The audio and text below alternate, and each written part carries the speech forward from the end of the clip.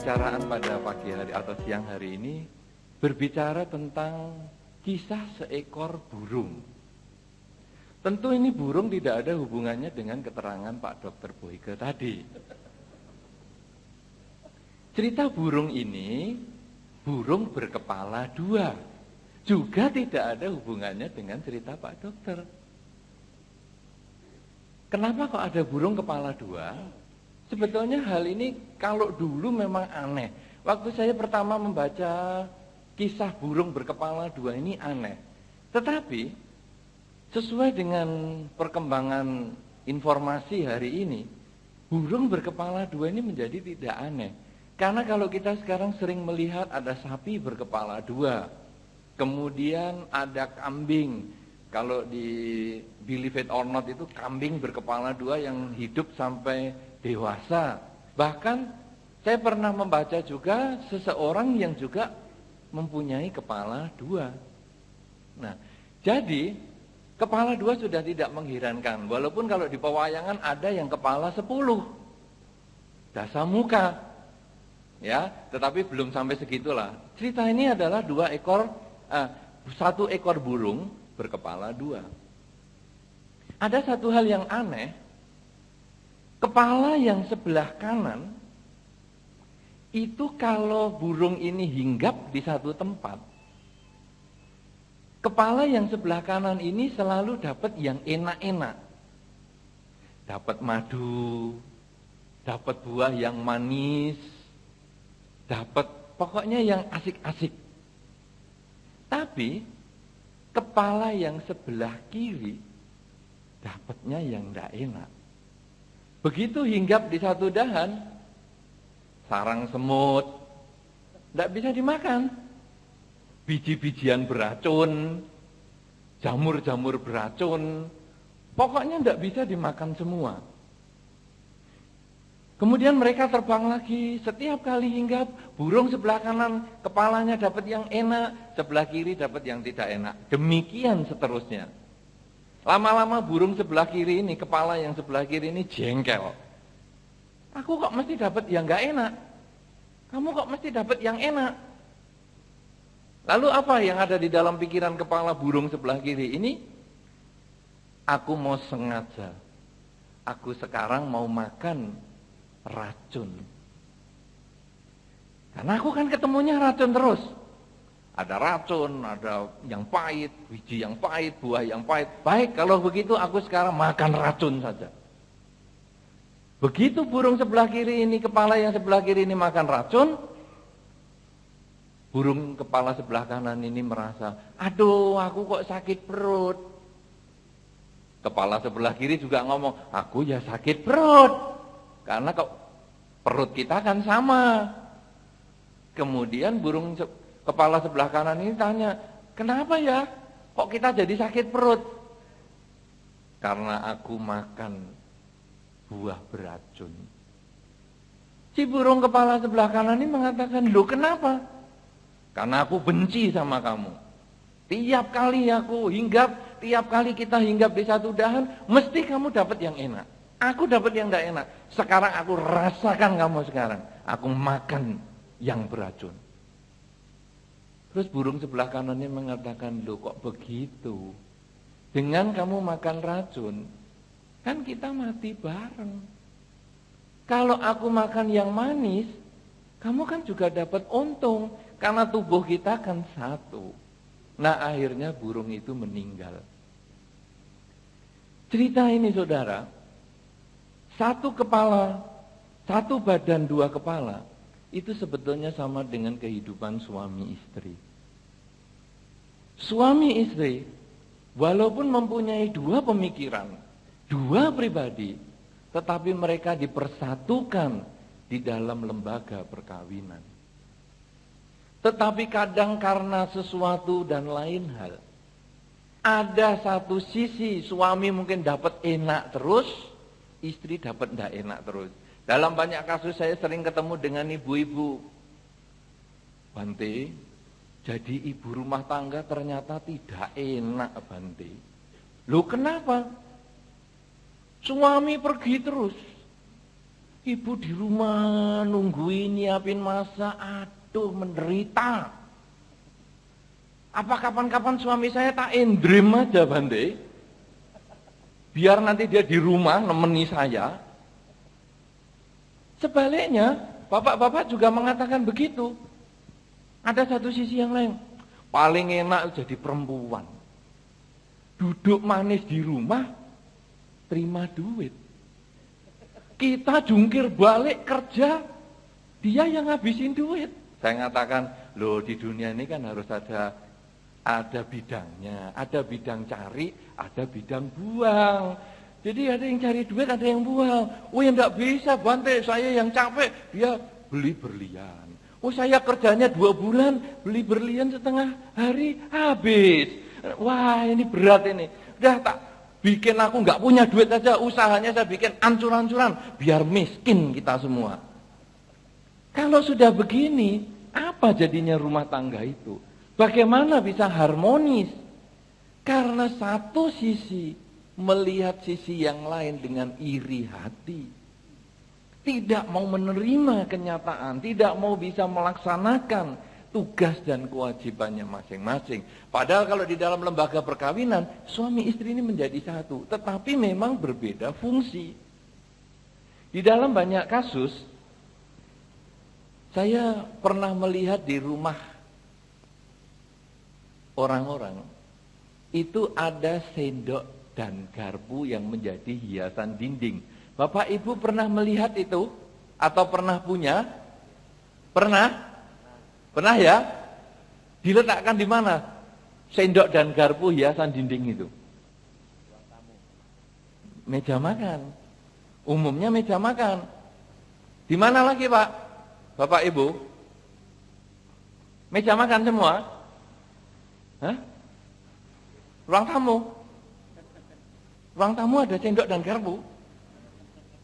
Ya, hampir yang banyak saya lihat di meja makan. Karena dianggap sendok dan garpu itu hubungannya sama makan. Padahal bukan itu. Sendok dan garpu ini melambangkan kehidupan suami istri. Dia boleh diletakkan di ruang tamu atau sebetulnya lebih cocok diletakkan di ruang keluarga. Di tempat suami istri biasa duduk. Ketika suami istri sedang geger, langsung lihat sendok dan garpu tadi. Loh kita kan memang lain. Kamu sendok, aku garpu. Jangan dipaksa. Karena masing-masing sendok dan garpu itu mempunyai kelebihan dan kekurangannya sendiri. Kalau untuk ambil kuah, sendok cocok. Garpu lepas. Tapi ambil mie, sendok lama. Garpu colok puter, makan, wah enak sekali, cepet habisnya itu. Jadi sendok dan garpu ini mempunyai fungsi berbeda-beda.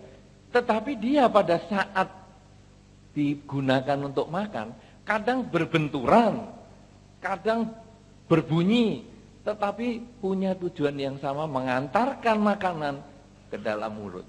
Sama dengan kehidupan suami istri. Sering di dalam kehidupan suami istri terjadi perselisihan. Tetapi sebetulnya tujuan perselisihan adalah sama, yaitu untuk mendukung kehidupan rumah tangga. Oleh karena itu, yang pertama yang mau saya jelaskan di sini adalah bahwa kehidupan suami istri memang berbeda. Tidak perlu disama-samakan. Karena kehidupan suami istri seperti sendok dan garpu atau seperti burung berkepala 2 tadi. Tetapi sekarang bagaimana barang yang berbeda ini kita mau capai untuk kebersamaan, untuk meningkatkan keharmonisan. Saudara-saudara, para bapak dan ibu yang berbahagia, khususnya mereka yang sudah berumah tangga, kalau Anda ingin berpasangan hidup yang harmonis, nomor 1 Anda harus bisa menerima pasangan Anda itu dengan segala perbedaannya. Selama Anda setiap kali berumah tangga dan berbeda pendapat, Anda mengatakan, kamu kok nggak seperti aku sih? Aku ini loh kalau bangun rajin pagi, aku ini loh kalau kerja giat, Selama Anda selalu berpikir seperti itu, percekcokan pasti dimulai dari sana. Apa saja bidangnya?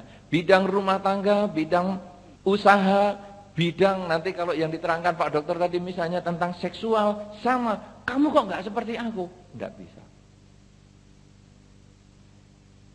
Kenapa? Karena dia memang unik. Di dunia ini, semua hidup di dalam perbedaan. Saking banyaknya perbedaan, sampai kita lupa bahwa kita ini tinggal di dalam perbedaan. Satu contoh, tangan Anda kanan dan kiri itu berbeda. Makanya kalau ada orang lihat garis tangan, kadang-kadang tanya, garis tangan sebelah kanan atau sebelah kiri? Karena berbeda. Anda semua punya. Coba bayangkan. Kalau tangan Anda itu sama. Kanan Anda dengan kiri Anda bentuknya sama. Nanti kan Anda susah pegang barang.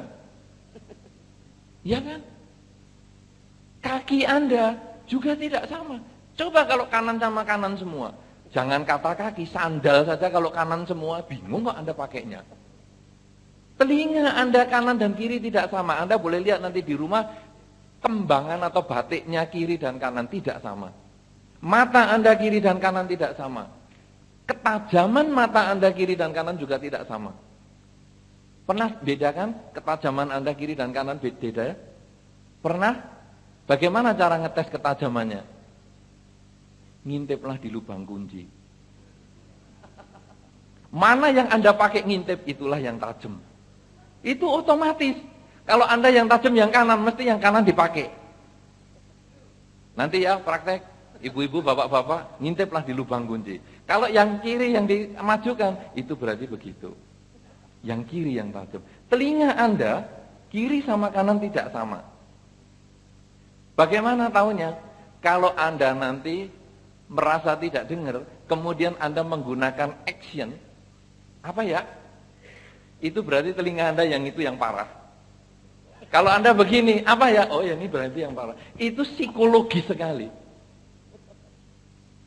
Jadi kita hidup di dalam perbedaan. Tangan kita berbeda. Hidung Anda berbeda. Kalau Anda pegang dengan jari di depan hidung Anda, kemudian Anda menghembuskan nafas, kiri dan kanan tidak sama. Kira-kira 2 jam sekali nanti ada perpindahan. Ya, ada yang kuat yang kanan dulu, kemudian baru yang kiri, kemudian nanti gantian, sehingga kalau di dalam dulu ada tradisi, kepercayaan, kalau kita mau keluar pintu, coba hidungnya, napasnya keluar yang mana dulu. Kalau yang kuat yang kanan, langkahlah kaki kanan keluar pintu. Nanti mesti selamat, sukses usahanya. Itu sebetulnya itu latihan kesadaran. Nanti kalau yang kuat yang kiri, oh langkah kaki kiri dulu. Selalu begitu. Kalau buntu, nggak tahu ceritanya itu. Nah, kok nggak ada napasnya lah, napasnya lewat mulut. Nah, sekarang kita sudah hidup di dalam perbedaan. Tetapi kadang kita ini sulit menerima perbedaan. Terutama pasangan hidup. Kalau orang lain yang berbeda, kita senang. Lihat. Misalnya, wah tetangga sebelah ini kok cantik ya, berbeda dengan istriku. Senang pengen memiliki karena ada sesuatu yang berbeda. Tetapi ketika istrinya tambah tua, kamu kok beda ya? Dulu kamu lebih cantik loh dari sekarang. Kenapa ya sekarang kok isinya daging di sana, daging di sini, sulit membedakan hidung dan pipimu misalnya. Kita sulit menerima itu sebagai perbedaan. Kamu kok nggak seperti dulu. Demikian pula istri juga begitu. Dulu yang aku kawin itu orang yang gagah, ganteng, perkasa. Kenapa ya sekarang kok jadi tua ompong perot? Sulit menerima perbedaan. Padahal kalau tetangga ada yang tua, perutnya buncit, kepalanya botak. Wih gagah kayak bos. Tapi kalau pasangan hidupnya gitu kok jelek tuh kamu. Sulit menerima perbedaan. Ini yang menimbulkan ketidakharmonisan. Sekarang, tadi sudah saya jelaskan, inti pertama adalah bahwa manusia berbeda. Yang kedua, kalau kita bisa menerima perbedaan itu, timbullah keharmonisan di dalam rumah tangga. Sekarang bagaimana caranya kita menerima perbedaan? Untuk kita bisa menerima perbedaan, kunci utamanya adalah hidup pada saat ini. Orang sulit menerima perbedaan karena membandingkan. Orang sulit menerima kenyataan karena takut menghadapi masa lalu atau masa depan. Kenapa demikian? Karena tadi kalau dikatakan perbedaan, dia akan mengatakan, dulu kamu cantik, dulu kamu ganteng, itu dulu. Ibu-ibu, bapak-bapak, terutama ibu-ibu ini, kalau Anda dikatakan dulu kamu cantik, kok sekarang jelek? Anda harus segera mengatakan, yang buat jelek adalah kamu. Saya kalau tidak merit, tidak mungkin saya keluar stretch mark-nya. Ini sekarang perut saya keluar semua. Gara-gara siapa? Ya kamu kan. Coba kalau aku tidak kawin sama kamu. Tidak ada cerita itu. Kenapa gigiku ompong? Ya karena kamu. Loh kenapa? Ya, waktu marah aku dikaplok, mencelat gigiku. Nah ini dia. Coba aku nggak kawin, nggak keluar ompongku, minimal bisa bertahan lebih lama. Ini kita selalu hidup di dalam perbedaan. Anda memang punya 3 masa waktu, masa lalu, masa sekarang, masa yang akan datang. Tetapi masa lalu adalah kenangan. Anda yang tadi jam 7 pagi, walaupun Anda bahagia, itu hanya kenangan. Walaupun Anda menderita, itu juga tetap kenangan. Nanti yang jam 5 sore, itu masih khayalan. Anda bahagia, membayangkan jam 5 sore bahagia, itu nanti. Belum tentu. Siapa tahu terjadi perubahan yang membuat kita tidak bahagia. Kesedihan di jam 5 sore, itu juga masih bayangan. Belum tentu terjadi kesedihan seperti yang kita pikirkan. Kalau sudah demikian, hidup adalah saat ini. Sekarang, kalau seseorang ada perubahan secara fisik, kita lihat, saat ini memang istriku seperti itu, saat ini pasanganku seperti itu, suamiku seperti itu. Memang dia dulu pandai bekerja, sekarang dia sudah di PHK. Terima ini sebagai kenyataan. Karena dengan kita bisa menerima sebagai kenyataan, mengurangi permasalahan. Sehingga nanti kita bisa mencari jalan keluar. Kalau tadi di PHK, kita bisa terima kenyataan. Mungkin suami istri nanti berpikir bagaimana bekerja bersama untuk mencapai ekonomi rumah tangga yang bahagia. Tapi kalau tidak mau menerima kenyataan, isinya hanya percekcokan. Kenapa kamu bisa di PHK? Kenapa kamu bisa rugi? Kenapa kamu jadi tua? Kenapa kamu tak berenergi? Itu sebetulnya hanya karena kita ditipu oleh perbandingan saja. Demikian pula nanti, bagaimana ya? Nanti kalau aku mati kamu kawin lagi enggak ya? Wah kayaknya kalau modelmu bisa kawin lagi. Wah aku enggak rela kamu kawin lagi. Pokoknya aku enggak akan mati sebelum kamu mati. Dan aku kok sudah sakit-sakitan apa kamu tak endrim aja biar mati duluan. Akhirnya jadi kacau. Kenapa? Karena kita tidak mau menerima itu sebagai kenyataan. Padahal ketika kita mati, belum tentu dia kawin lagi. Mungkin dia menerima kenyataan, mungkin dia ingat tanggung jawab dengan rumah tangganya. Tidak akan kawin lagi. Nah kalau sudah begitu, hidup kita yang saat ini akhirnya dihantui dengan ketakutan yang akan datang. Akhirnya terjadi percekcokan. Begitu dia terima SMS, kita langsung tanya, SMS dari siapa? Mau punya pasangan hidup lagi ya? Ini apa lagi? Kita hanya jengkel, kita hanya takut-takutan. Hidup suami istri akhirnya seperti polisi dan pencuri. Saling berkejaran, saling mencari. Akhirnya rumah tangga tidak ada keharmonisan masing-masing. Kalau kita bisa menerima perbedaan, kita bisa menerima kenyataan, barulah kita bisa berjuang untuk mencapai kebersamaan. Keharmonisan rumah tangga itu bisa dari berbagai segi. Yang tadi diterangkan oleh Pak Dokter adalah tentang keharmonisan di dalam unsur seksualnya. Tentu itu menjadi salah satu dari unsur keharmonisan. Karena kita hidup tentu bukan hanya itu saja. Tapi nanti di dalam rumah tangga ada pekerjaan, ada mendidik anak. Kemudian ada bagaimana membawa rumah tangga ini ke masa depan. Ini suami istri yang saling berbeda. Antara emosi dan logika. Ini bisa saling melengkapi. Barulah rumah tangga bahagia, seperti burung berkepala dua tadi, bisa saling memahami, oh kalau pahit berarti saya nanti kalau sakit saya cari obat. Karena ini di sisi yang sebelah kiri, ini ada pahit-pahit, ini adalah obat. Nanti kalau sedang happy, sisi sebelah kanan, ini dapat madu, dapat apa? Akhirnya burung ini bisa bertahan untuk waktu yang lama.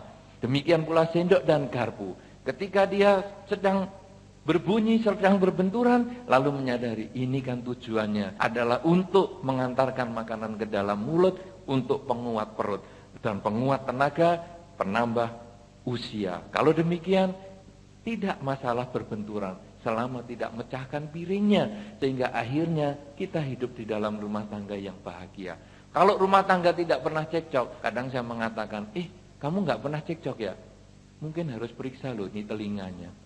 Siapa tahu mungkin telinganya ini kurang beres, dimaki juga nggak dengar. Karena pernah ada satu cerita, saudara, sebagai satu penutup. Ada seorang suami protes kepada dokter. Dok, istri saya ini tuli, dok. Saya ngomong berkali-kali nggak dengar. Kemudian dokternya ngomong, coba kamu ulang 3 kali dan saling terus mendekat. Jadi kalau kamu ngomong jarak jauh, nggak dengar, kamu mendekat. Jarak jauh nggak dengar, kamu mendekat. Jarak jauh nggak dengar, kamu belakangnya telinga dia ngomong. Coba dites begitu. Iya. Sungguhan di rumah dicoba. Istriku, masak apa? Nggak dengar. Maju dia. Istriku, masak apa? Nggak dengar. Sampai di belakang kuping. Istriku, masak apa? Apa jawab istrinya? Nasi goreng. Sudah 3 kali aku jawab. Nggak dengar-dengar. Dirinya sendiri yang tuli ternyata. Orang lain dikira tuli. Ini kenapa? Karena tidak mau menerima kenyataan. Kalau kita sudah bisa terima kenyataan, maka rumah tangga barulah bisa harmonis. Saudara-saudara, inilah yang saya sampaikan dulu di awal cerita kita. Nanti kita diskusi lagi.